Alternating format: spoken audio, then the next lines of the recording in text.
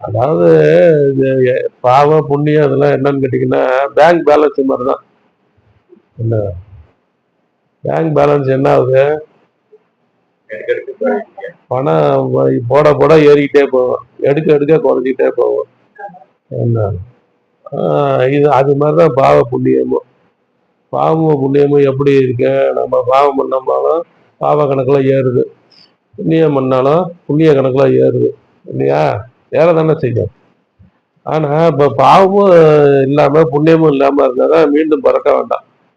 ஏதாவது ஒரு கணக்கு இருந்ததுன்னா அந்த கணக்கை தீர்க்கறதுக்காக பிறந்துதான் ஆகணும். உப்பை தின்னவன் தண்ணியை குடிக்கணுங்கிற மாதிரி. உப்பை தின்னவன் தண்ணியை குடிக்கணுங்கிற மாதிரி ஏதாவது ஒரு கணக்கு இருக்கு அப்படின்னாக்கா அதுக்காக மீண்டும் பிறந்துதான் ஆகணும். அப்போ ரமனுடைய வாழ்க்கையில நடந்த ஒரு விஷயத்துல ரமணர்கிட்ட போய் ஒருத்தர், ரமணர் வந்து இந்த திருப்பாச்சி குகை, திருவண்ணாமலையில உள்ள குகையில எல்லாம் உட்காந்து தியானம் பண்ணுவாரு. யாரோ கொண்டாந்து சாப்பாடு கொடுத்துருவாங்க, சாப்பிடுவாரு, தியானம் பண்ணுவாரு. அவரு வேற எதையுமே ஆரம்ப காலங்கள்ல வேற எதையுமே சிந்திக்கிறதே இல்லை. தியானம் பண்றது, யாராவது கொடுத்தா சாப்பிடுவாங்க, இல்லாட்டி சாப்பாடு தேடுறது இல்லை. அப்ப அதுலயே அப்படியே கழிச்சு அதெல்லாம் கேள்விப்பட்ட ஒருத்தர் என்ன பண்ணாரு, என்ன மாதிரி ஒருத்தர், எனக்கு இது மாதிரி ஒரு புகை இருந்தா, எனக்கு இது மாதிரி யாராவது சாப்பாடு கொண்டாந்து கொடுத்தா நானும் தியானம் பண்ணி நல்ல நிலைமைக்கு போகலாமே அப்படின்னு ஒரு கேள்வியை ரமணத்தை முன்வைக்கும் போது, ரமண சொல்றாரு, ஏன் அப்படி நினைக்கிறேன்? அப்படி நினைச்சுன்னா அதுக்காக இன்னொரு தடவை பிறக்கணும். அதுக்காக இன்னொரு தடவை பிறக்கணும். இது மாதிரி ஒரு குகை கிடைக்கணும், யாராவது சாப்பாடு கொண்டாந்து தரணும்னு அந்த எண்ணம் பதிஞ்சு போச்சுனாக்கா அதுக்காக இன்னொரு தடவை பிறக்கணும் அப்படிங்கிற போதில் இந்த பாவ புண்ணியமும் அப்படித்தான். என்ன நான் வலது கை கொடுக்கறது இடது கைக்கு தெரியாம கொடுக்கணும் தானம் பண்ணும்போது அப்படின்னு சொல்றாங்க. அப்படின்னாக்கா ஏன் சொல்றாங்க அப்படிங்கிறத நம்ம அறிவுக்கு சிந்தனைக்கு விட்டோம் அப்படின்னாக்கா அதுக்கான விடையை நம்மளே கண்டுபிடிச்சிடலாம். வலது கை கொடுக்கறது ரெண்டுமே ஒரே உடம்புல தானே இருக்கு. வலது கை கொடுக்கறது இடது கைக்கு எப்படி தெரியாம போவோம் அப்படின்னு சிந்தனை பண்ணோம் அப்படின்னாக்கா நம்ம கொடுத்தோங்கிற எண்ணம் இல்லாம கொடுக்கணுங்கிறதுக்காக தான் அப்படி அதை சொல்றாங்க. கொடுத்தோங்கிற எண்ணம் பயஞ்சு போச்சுன்னாக்கா என்னதான் மனித வாழ்க்கையின் அடிப்படை, என்னதான் நீ என்ன நினைக்கிறாயோ அதுவாகவே பிறக்கிறான்னு கீதையில பகவான் சொல்றது போல, அப்ப அந்த எண்ணம் தான் மனித வாழ்க்கையின் அடிப்படை அப்படிங்கும் போது நம்ம கொடுத்தோங்கிற எண்ணம் வந்தா என்ன ஆகும்? அது ஒரு கணக்குல சேர்ந்துருது இல்ல.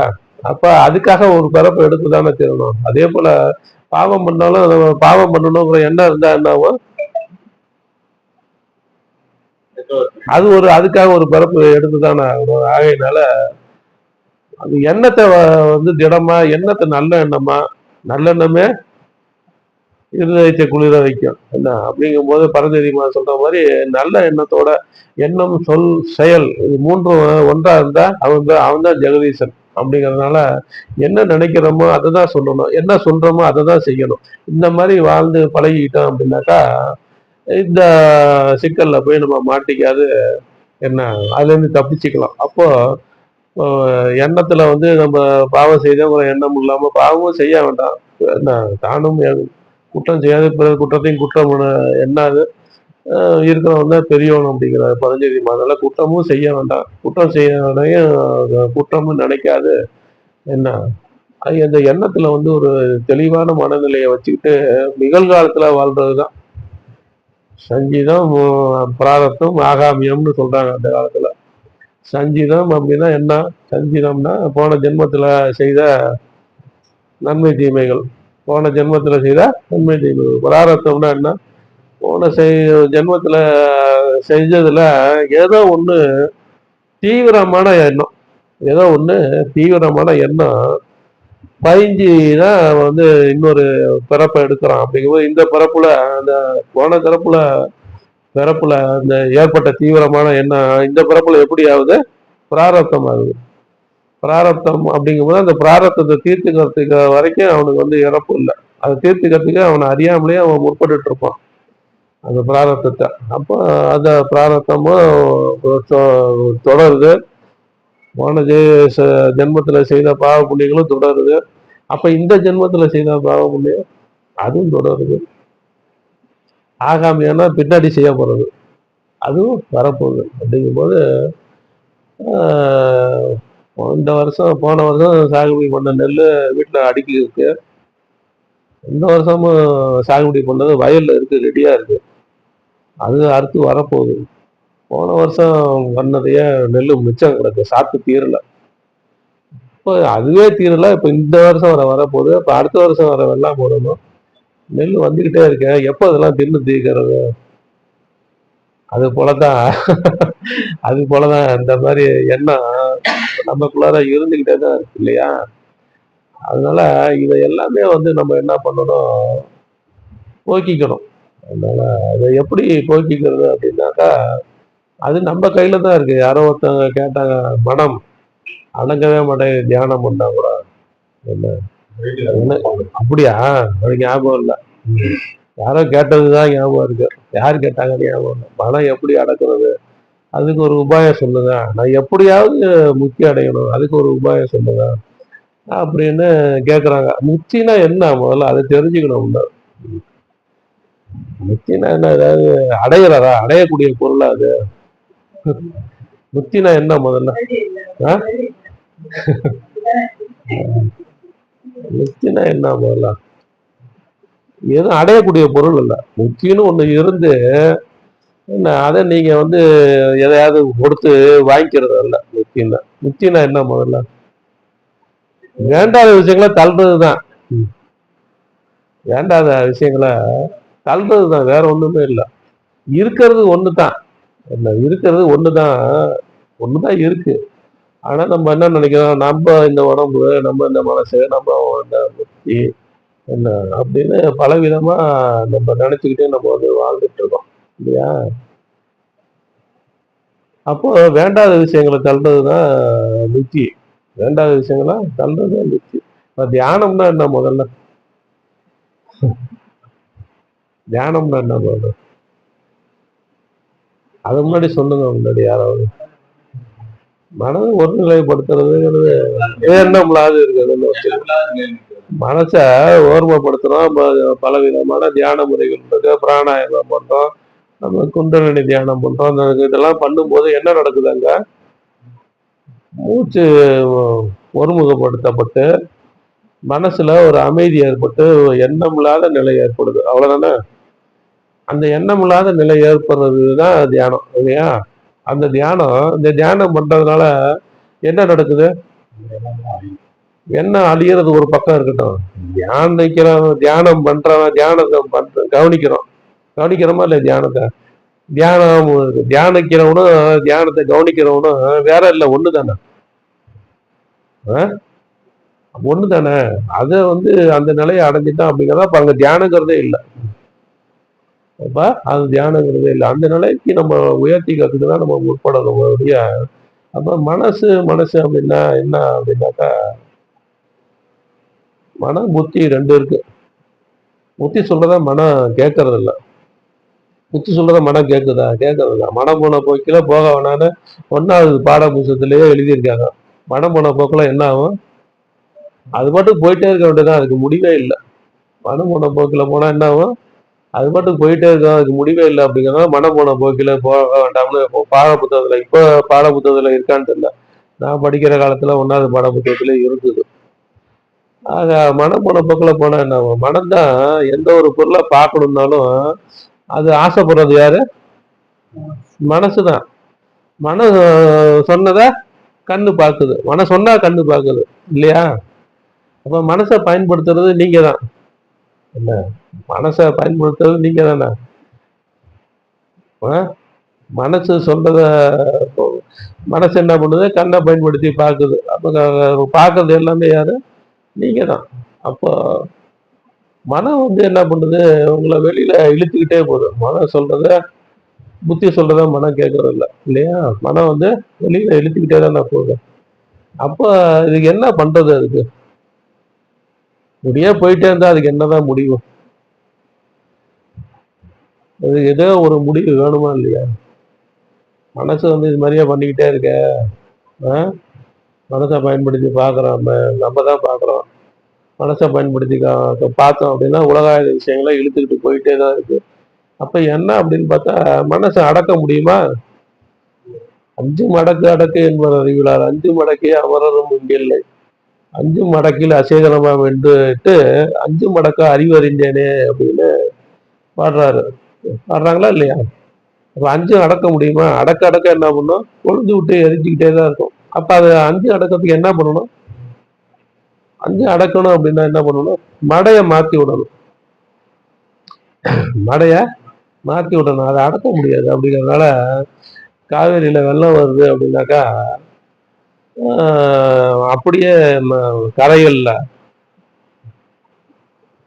அந்த வெள்ளத்தை திருப்பி விடுறதுக்கான தடுப்பு அமைப்புகள்லாம் இல்லாம இருந்ததுன்னா என்ன ஆகும்?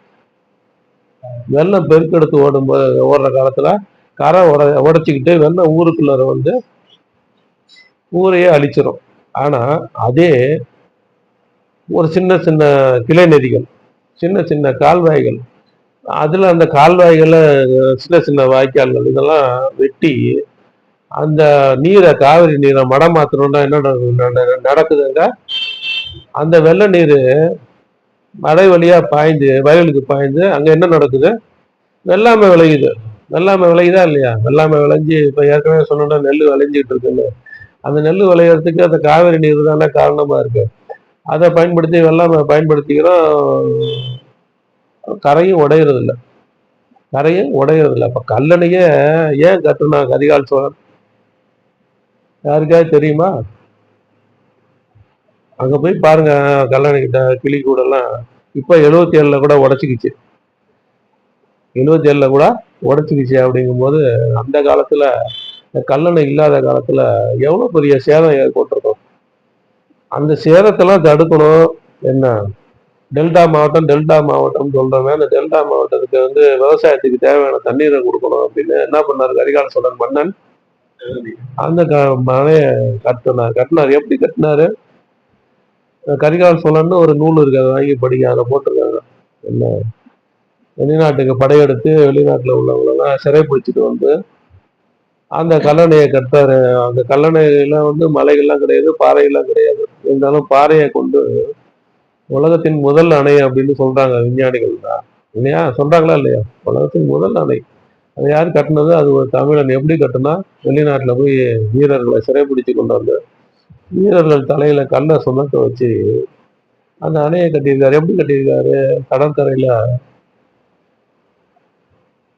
அலை வந்து கரையை தொடும்போது காலை வச்சுக்கிட்டு இருந்தோம் அப்படின்னா என்ன ஆகும்? காலுக்கு கீழே ஒரு அரிப்பு ஏற்படும். கால் ஒரு 2 அங்குலம் 3 அங்குலம் கீழே இறங்கிடும். அப்படியே காலை எடுத்து மாத்தி வச்சுக்கிட்டோம்னா பொழைச்சோம். அப்படி இல்லாட்டி அடுத்த இலை வரும்போது என்ன ஆகும்? இன்னும் கீழே இறங்கி கீழே விழுந்துருவோம். அது மாதிரி யாராவது விளையாடி இருக்கீங்களா? அது மாதிரி விளையாண்டவங்க எல்லாருமே இருப்பாங்க. அப்போ அதே பாணியில என்ன பண்றாரு? கல்லை கொண்டாந்து அந்த ஆத்துல அடுக்குறாரு. வெள்ளம் வரும்போது என்ன ஆகுது? அந்த கல்லு கொஞ்சம் கீழே இறங்குது. அப்படியே இறங்கி இறங்கி கல் உள்ளார போயிடுது. மேல ஒரு கல் வைக்கிறாரு. இப்படியே இறக்கி இறக்கி ஒரு குறிப்பிட்ட ஆழம் வரைக்கும் என்ன ஒரு பெரிய இன்ஜினியரிங் நாலேஜ் பாருங்க. அதை வந்து இறக்கி அதை கட்டியிருக்காரு.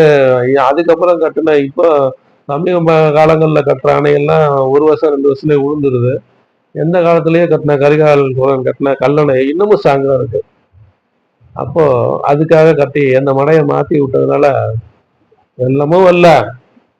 இந்த டெல்டா மாவட்டங்கள்ல 3 பாகம் விவசாயமும் நடக்குது. இப்ப நடக்கிறது இல்லைன்னு ஒரு பக்கம் இருந்தாலுமே எனக்கு தெரிஞ்சு 3 பாகம் நடக்குது.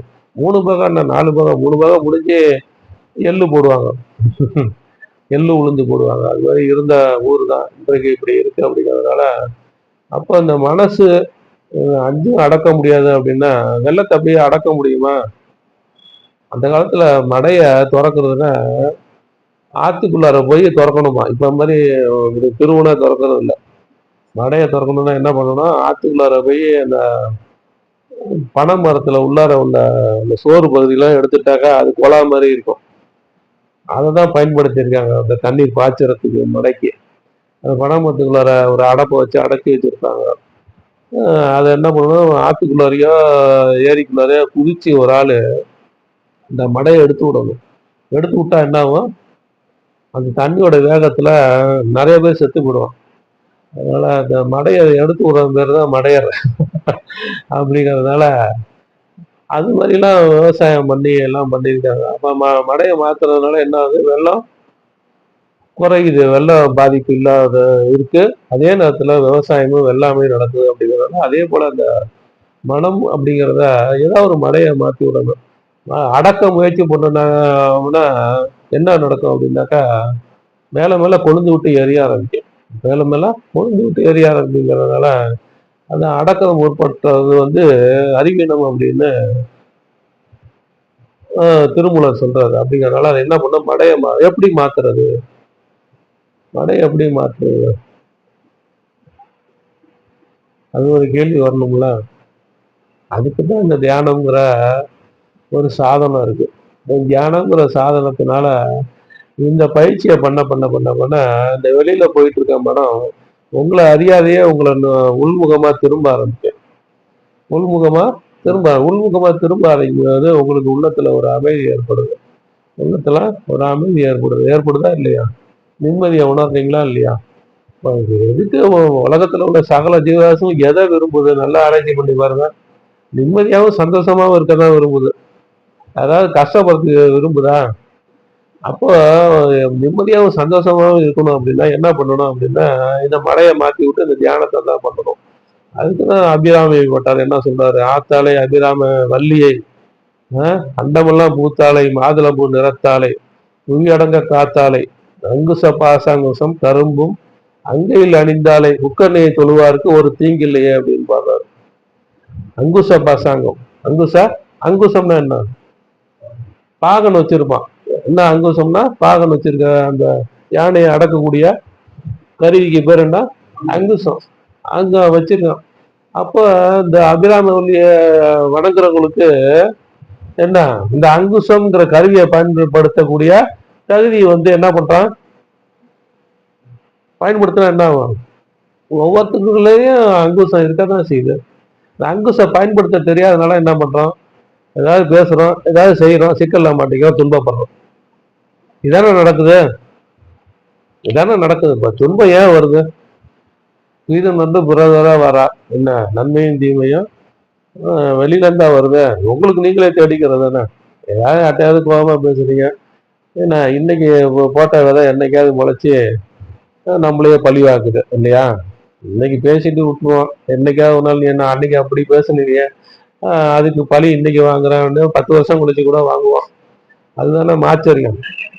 ராகம் 8ல காம குரோத லோப மோக மத மாச்சரியம்னு சொல்லக்கூடியது. இந்த மாச்சரியங்கிறது என்ன, இதை தான் சொல்றாங்க. அப்போ நம்ம சொல்லும் செயலும் சரியா இருந்தாக்கா நமக்கு அந்த துன்பம் இல்லை. அந்த சொல்லும் செயலும் எப்ப சரியா இருக்கும்? இந்த அங்குசத்தை பயன்படுத்தினா தானே சரியா இருக்கும். அங்குசத்தை பயன்படுத்த தெரிஞ்சவன், அங்குசத்தை பயன்படுத்த தெரிஞ்ச என்ன ஆகும்? அங்குசங்கிறது எங்க எதை குறிக்குது இந்த இடத்துல? தியானத்தை குறிக்குதா இல்லையா? இப்ப தியானம் பண்ணுனா எந்த சந்தர்ப்பத்துல எதை பேசலாம், எதை செய்யலாம் அப்படிங்கிற சமயோஜித அறிவு வருதா இல்லையா? அது வந்துருச்சு அப்படின்னா அங்குசத்தை பயன்படுத்தக்கூடிய தகுதி நமக்கு வந்துருச்சுன்னு அர்த்தம். அங்குசத்தை பயன்படுத்தக்கூடிய தகுதி வந்துச்சுன்னா என்ன ஆகும்? முக்கன்னா என்ன முக்கன், நீயே முக்கன் முதல்வராகிறார்கள் நக்கிற முக்கன், நெற்றிக்கண் உச்சிக்கண் பிடரிக்கண் இதை பயன்படுத்தக்கூடிய தகுதி வந்துருச்சு. நெற்றிக்கண்ல வந்து நெற்றிக்கண் தானே கட்டளை செயல்படுத்தக்கூடிய இடம். இந்த கட்டளையை செயல்படுத்தக்கூடிய இடத்த நீங்க வந்து சாதுரியமே பயன்படுத்த கத்துக்கிட்டீங்க இந்த உணர்வின் மூலியமா அப்படின்னாக்கா, உங்களுக்கு நீங்க சொல்லலையும் செயலையும் எச்சரிக்கையா இருக்கும்போது உங்களுக்கு துன்பம் வர்றதுக்கு வாய்ப்பு இருக்கா? துன்பம் வர்றதுக்கு வாய்ப்பு இல்லையா? அப்போ என்ன பண்ணணும் அப்படின்னா, மனசை வந்து அடக்கிறது இல்ல, மனசை மடம் மாத்தி தியானம் தான் பண்ணணும். அப்போ தியானம் பண்ணுனா என்ன நடக்குது உங்களுக்கு? நிம்மதியான வாழ்க்கை. என்ன அந்த துன்பங்கள்ல இருந்து எப்படி விடுதலை ஏற்படுதுன்னாக்கா, சமயோஜ அறிவுனால எந்த சந்தர்ப்பத்துல எப்படி பேசணும், எந்த சந்தர்ப்பத்துல எப்படி செய்யணும் அப்படிங்கிறத நம்ம சமயோஜிதமா செய்யறதுனால அந்த துன்பங்கள்ல இருந்து நமக்கு விடுதலை ஏற்படும். அப்ப துன்பங்கள்ல இருந்து விடுதலை ஏற்படும் போது என்ன நடக்குது அப்படின்னா, என்ன நடக்குது? அறிவுல தெளிவு ஏற்படுது அப்படின்னாலும் வேண்டாதவங்களை தள்ளுறோம். அந்த பேசும்போது சொன்னாங்கல்ல, நம்ம மனசுல வந்து ஒரு குப்பை கூட வச்சிருக்கோம். அது எப்படி தள்ளுறது? அதை குப்பை இருக்கு, எல்லாத்துக்குமே தெரியுது. நம்ம மனசுல வந்து எவ்வளவோ குப்பைகள் இருக்கு அப்படிங்கிறத எல்லாத்துக்குமே தெரியுது. அது எப்படி தள்ளுறது? ஆமா, தியானம் பண்ணுனாதான் எப்படி தள்ளும்? வெளியில தானா போகுதா இல்லையா? இப்போ என்ன பண்ணணும் அப்படின்னா, இதைதான் பண்ணணும். தியானத்தை சிறப்பா நம்ம பண்ணிக்கிட்டே இருந்தோம்னாக்கா, கொஞ்சம் கொஞ்சமா நம்மளுடைய மனசுல ஒரு அமைதி ஏற்பட்டு, ஆறா ஆறாதாரத்தில் உள்ள எண்ண பதிவுகள் எல்லாமே எங்க இருக்கு? இப்ப இந்த பாவ புண்ணியத்தை பத்தி பேசும்போது எண்ண பதிவுகள் சொல்றோம்ல, அது பூரா எங்க இருக்கு? மூளையில தான் பதிஞ்சிருக்கு அப்படிங்கிறது. ஆறாதாரத்துல பல ஜென்மாக்களுடைய எண்ணங்களும் ஏக்கங்களும் எங்க பதிஞ்சிருக்கு? மூளையில ஆறாதாரம்னு சொல்லக்கூடிய அந்த திரைகள்ல பதிஞ்சிருக்கிறத, அந்த திரைகள்லாம் அந்த தவ கனலால என்ன இலகி விலகும் போது அந்த எண்ணங்கள்லாம் வந்து அழிக்கப்படுது. அழிக்கப்படுது அப்படிங்கும்போது நம்ம வந்து எந்த நிலை அடைகிறோம்? பூஜ்யர் அப்படிங்கிற அந்த எதுவுமே இல்லை, பேலன்ஸ் இல்லாத ஒரு நிலையை அடையும் போது நம்ம வந்து என்ன நினைக்கிறோம்? தானா இருக்கிறோம். முத்திங்கிறது வெளியில இல்லை, முத்திங்கிறது வேண்டாதவெல்லாம் தள்ளுறதுதான் முத்தி அப்படிங்கிறதால, முத்திங்கிறது வெளியிலயா இருக்கு? தான் தன்னிலையில இருக்கிறது தான் முத்தி. இல்ல, தானா இருக்கிறது தானே முத்தி. அந்த நிலை வந்து உங்களுக்கு கிடைச்சி போடுது. கடவுள் வந்து எங்க இருக்காரு?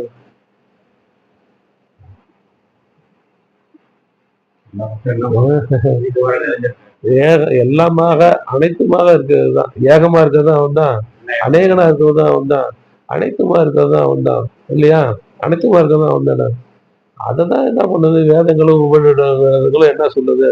கடவுளுடைய தன்மைய வேதமும் காணாத உன்னை இந்த கீதமும் கண்டிடுமான்னு பாட்டு இப்ப கேட்டீங்கல்ல. அப்ப இந்த மறைபொருள்னா மறைனா என்ன? வேதம். இந்த வேதம் என்ன சொல்லுது? இறைவனை தான் தேடுது. இறைவனை தானே தேடுது வேதம். அந்த வேதமும் காணாத ஒரு இறைவனை நீங்க கண்டு என்ன பண்ணலாம்?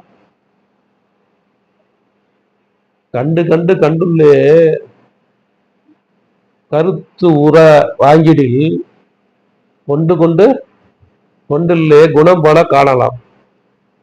குணம் பல காணலாம். கொண்டு கொண்டு கொண்டுள்ளே குணம் பல காணலாம். பண்டு நந்தங்கம் மறை பல மறை தேடியே இன்று இங்கு கண்டு இருக்கலாமே. இது ஒரு பாடல். அப்ப கண்டு கண்டு கண்டுள்ளே அப்படிங்கும் போது எப்படி அதை காட்டுறது? காண காண காண கடவுளே காண முற்பட்டவனே கடவுளாடாது. கண்டு கண்டு கண்டுள்ளே கருத்துரை வாங்கிடில். அப்ப எப்படி அதை காண்றது? அது கடவுளை வெளியில தேடாத. கடவுளை வெளியில தேடாத, உள்ளார தேடு. உள்ளார தேடுதான் எப்படி தேடுறது? மனம் எங்கேருந்து உற்பத்தி ஆகுது? மனம் ஏதோ ஒரு இடத்துல இருந்து தானே உற்பத்தி ஆகுது. அது எங்க உற்பத்தி ஆகுது அப்படிங்கிறது சிந்திச்சு சிந்திச்சு என்ன ஒரே ஓர்மையா, ஒரே பாவனையா, ஒரே ஓர்மையா, ஒரே பாவனையா கண்டு கண்டு உள்ளார அந்த கருத்துரையை வாங்கிட்டீங்கன்னாக்கா என்ன நடக்குது? கருத்துரையை வாங்கிட்டீங்கன்னா கொண்டு கொண்டு கொண்டுள்ளே குணம் பல காணலாம். நமக்குள்ளார உள்ள தேவையில்லாத குணங்கள் எல்லாம் கண்டுபிடிச்சிடலாம். எதனால முடியும்? கண்டு கண்டு கண்டுள்ளே கருத்துரை வாங்கிடில். அப்பதான் முடியும். அப்ப எங்க எப்படி அதை கண்டுபிடிக்கிறது? மனம் எங்கேருந்து உற்பத்தி ஆகுது? எவ்வளவோ நிமிஷத்துக்கு 100 என்ன நினைக்கிற? என்ன நினைக்கிறதுனால என்ன பயன்? என்ன இதெல்லாம் நம்ம அடையக்கூடிய விஷயம் என்ன அப்படின்னு நல்ல ஒரு அறிவாளி சிந்திச்சு அத உள்ள கடந்து கடந்து உள்ளர பாக்குறதான கடவுள். அப்ப கண்டு கண்டு கண்டுள்ளே உள்ளர போய் பார்த்தோம் அப்படின்னாக்கா நமக்கு உள்ள தேவையான குணங்கள்லாம் நம்ம கண்டுபிடிக்க முடியுமா? முடியாதா? அதை பூரா தள்ளணும். அதை பூரா தள்ளணும். அப்ப அதை பூரா தள்ளணும் அப்படிங்கும்போது தள்ளுனா என்ன நடக்குது? இன்று இன்று கண்டு இங்கு இருக்கலாமே. எங்க இருக்கலாம்? இன்று கண்டு இங்கு இருக்கலாமே. இன்னைக்கே கண்டுட்டு எதை கண்டுட்டு எதை கண்டுட்டு மறை தேடியே மறையெல்லாம் வேதங்கள் எல்லாம் தேடுது. வேதங்கள்லாம் எதை தேடுது? இறைவனை தேடுது. அந்த இறைவனை கண்டு இங்க இருக்கலாம். அதான் அந்த பாடலுடைய கருத்து. அப்படிங்கும் போது இதெல்லாமே எதை சொல்லுது அப்படின்னா, மனசை பயன்படுத்த கூடிய அங்குசம் என்கின்ற தியானத்தை பயன்படுத்தி என்ன கடந்து கடந்து உள்ளார போய் உன்னுடைய குணநலன்களை என்ன கொண்டு கொண்டு கொண்டுள்ளே குணநலன்கள் பல காணலாம். இந்த குணநலன்கள் பல குணநலன்களை பார்க்குறோமா இல்லையா? அதை பூரா வெளியில தள்ளணும் அப்படின்னா என்ன பார்க்கலாம்? வேதங்கள்லாம் தேடிய மறைய என்ன நீ கண்டு அங்கேயே சந்தோஷமா இருக்கும். அதான சொல்லுது இந்த பாடல். அப்போ இந்த மனசு அப்படிங்கிறத வந்து தியானமே பண்ணாம நம்ம வந்து மனசை உள்முகமா திருப்பணும் அப்படின்னு நினைக்கிறது வந்து வேண்டாத முயற்சி, அது முடியாத காரியம். தியானம் பண்ணத்தான் கொஞ்சம் கொஞ்சமா அந்த மனசு உள்முகமா திரும்ப திரும்ப திரும்ப திரும்ப இந்த பாடல்ல சொல்லப்பட்ட விஷயங்கள்லாம் நடக்க வேண்டாத குணநலங்கள்லாம் நீங்க தள்ள தள்ள தள்ள தள்ள இந்த வேதங்கள்லாம் உபநிடதங்கள்லாம் சொல்லக்கூடிய அந்த ஆண்டவனை கண்டு அந்த இடத்துல நிம்மதியா இருக்கலாம். கண்டு அந்த என்ன பண்ணலாம்? அந்த இடத்துல நிம்மதியா இருக்கலாம். அதான் சொல்லுது. அதனால கேள்விக்கு விட வந்துருச்சாமா. அதனால அது என்ன பண்ணணும் அப்படின்னா, தியானத்தை பயன்படுத்த முற்படணும். சத்சங்கத்துல கலந்துக்கணும். சத்சங்கத்துல கலந்துக்காத ஒரு மனிதன் முக்தி அடைகிறதோ ஞானம் அடைகிறதோ முடியாத காரியம், கஷ்டமான காரியம். ஏன் அப்படின்னு கேட்டீங்கன்னா, ஒரு கை தட்டுனா எழுற சத்தம் இங்க இருக்கிற எல்லாருமே தட்டுனா எப்படி இருக்கும் சத்தம்? பக்கத்து வீட்டுல என்ன அங்க ஏதாவது ஃபங்க்ஷனா ஏதோ சத்தமா இருக்கு அப்படின்னு கேட்கக்கூடிய அளவுல எடுமா இல்லையா? அதனால கூட்டு தவமும் தியானமும் அந்த அளவுக்கு ஒரு உன்னோட ஆன்மீக வாழ்க்கையில அழைச்சிட்டு சீக்கிரமா அழைச்சிட்டு போகும். ஏன்னா இது வந்து ஒரு நீண்ட நெடிய பயணமா இருக்கிறதுனால வழித்துணை இல்லையே நெடும்பயணம் ஏகல்னு அவையார் போடுறாங்க. வழித்துணை இல்லையே நெடும்பயணம் ஏகல். அந்த காலத்துல ஏதாவது ஒரு ஊருக்கு போகணுன்னாக்கா தனியாக போனாக்கா என்ன ஆகும்? வழியில கள்ளர்கள் வந்து திருடிட்டு போடுவான். அதனால துணை இல்லாம போக மாட்டாங்க. அந்த துணை ஒரு பக்கம் இருந்தாலுமே இதுவும் அதே மாதிரி ஒரு நீண்ட நெடும் பயணமா இருக்கிறதுனால ஒரு பெரிய ஒரு அரிய விஷயத்தை தேடி போகக்கூடிய பயணமா இருக்கிறதுனால இந்த பயணத்துக்கு ஒரு வழித்துணை அவசியம் தேவை. அந்த வழித்துணை யாரு? அவர் தான் குருவா இருக்காரு. அவர் தான் குருவா இருக்காரு. குரு இல்லாத வித்தை பால். குரு இல்லாத வித்தை பால். உன்னுடைய குரு வந்து தோட்டத்துல எளிமையா இருந்தாலும் உன்னுடைய குருவோட வல்லமை உனக்கு தெரிஞ்சுக்கிற தன்மை ஏற்படும் போது தெரியும். அதனால அது வரைக்கும் பொறுமையை காத்து என்ன பண்ணணும்? குரு சிஷ்ய பாவனையா மெயின்டைன் பண்ணணும். மெயின்டைன் பண்ணணும். அதை தான் ஆதிசங்கர்னு சொல்றாரு. என்ன மனிதன் முத்தி அடையணும்னா குரு சிஷ்ய தொடர்பு, குரு சிஷ்ய சம்பாஷணை, தொடர் சிந்தனை, சர்க்கம், முமுசுத்தனம் இதெல்லாம் வேணும் அப்படின்னு சொல்றாரு. என்ன குரு சிஷ்ய தொடர்பு தான் முக்கியமா சொல்றாங்க. குரு சிஷ்ய தொடர்பு இல்லாத ஒரு மனிதன் வந்து முக்கிய அடைறதுக்கு வாய்ப்பு இல்லை. குரு சிஷ்ய சம்பாஷணை இப்ப நம்ம பேசிட்டு இருக்கோம்ல, இந்த மாதிரி விஷயங்கள்லாம் அவங்களுடைய வாழ்க்கையில நடக்கணும். குரு சிஷ்ய சம்பாஷணைங்கிறது ஒரு சின்ன விஷயம் இல்லை. நம்ம நினைச்சிட்டு இருக்கோம் அவர் ஏதாவது பேசுறாரு, இதெல்லாம் யூடியூப்லயே பார்த்துடலாமே. அப்படி அல்ல. குரு சிஷ்ய சம்பாஷணை அப்படிங்கிறது அந்த இடத்துல உள்ள வைப்ரேஷன், அந்த அந்த இடத்துல உள்ள அருளாற்றலை நீங்க வந்து உணரணும் அப்படின்னாக்கா வந்து சசங்கத்துல கலந்துக்கிட்டா தான் முடியும். அது உங்களை அறியாமையே உங்கள்கிட்ட ஒரு மாற்றத்தை உண்டு பண்ணிட்டே இருக்கும். எண்ணாளிகள் வந்து நல்ல எண்ணத்தினுடைய வேகம் 80,000 கோடி மைல் அப்படிங்கிற பரஞ்சிருக்கோம். அப்ப நல்ல எண்ணம் வந்து பரவிக்கிட்டே இருக்கு. அப்படிங்கும்போது இந்த இடத்துல மாத்திரம் பரவாம இருக்குமா? நல்ல எண்ணத்தினுடைய வேகம் அவன் நல்ல எண்ணத்தினுடைய வேகம் பரவிட்டு தானே இருக்கு. அப்ப இங்க நான் மாத்திரம் தான் குருவா இருந்து பேசிட்டு இருக்கானா?